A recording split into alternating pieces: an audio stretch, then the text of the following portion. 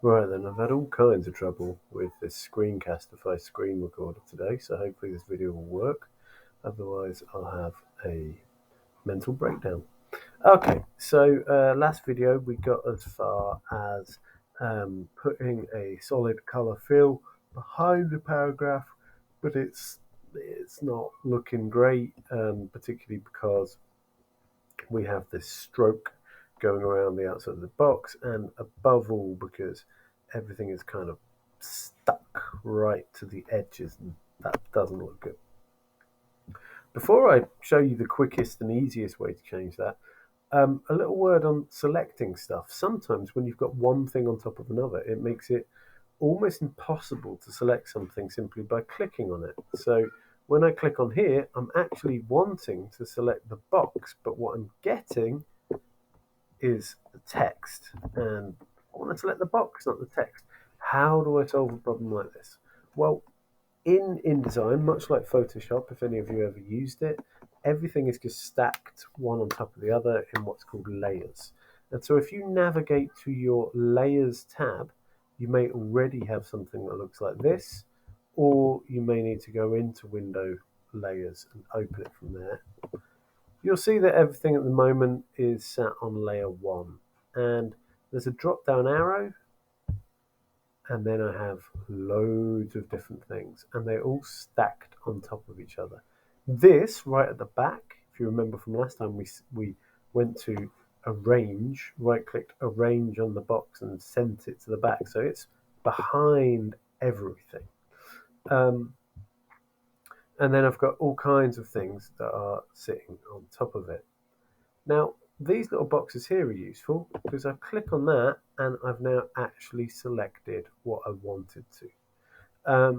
You can also lock layers, which can be useful too. Let's say that I actually don't want this box to move, and I keep trying to move it, but I keep trying to do something with the text, but moving the box by mistake. Click here once, and I've got a little padlock. So you can lock layers too. That is going nowhere now. It can't be moved. Anyway, I'm going to make sure I've got my rectangle selected. And remember that stroke? I'm definitely going to get rid of that. Now, same kind of problem. I want to select the text, but when I click on the text, I've got the rectangle selected, and that's a pain in the ass. Well, a couple of ways of dealing with it. What I quite often do is I'm going to lock that rectangle now, and then if I click on this, because the rectangle's locked, there's no way it's selecting it. It's only going to select the text box itself.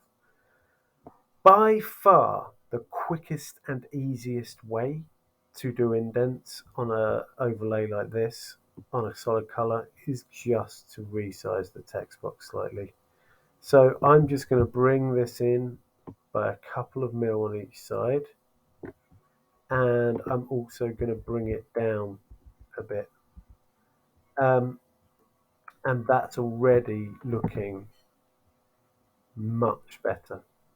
However, I still don't like the way that line sits there and sort of drags itself right to the edge. Um, so again, by far the quickest and easiest way of fixing this is simply to make sure that this box is um, set on all sides to sit slightly within your color overlay. And that's much better. I'm much happier with that. So that's how you can sort out a text on color. Very useful for boxes within articles or laying text over a photograph.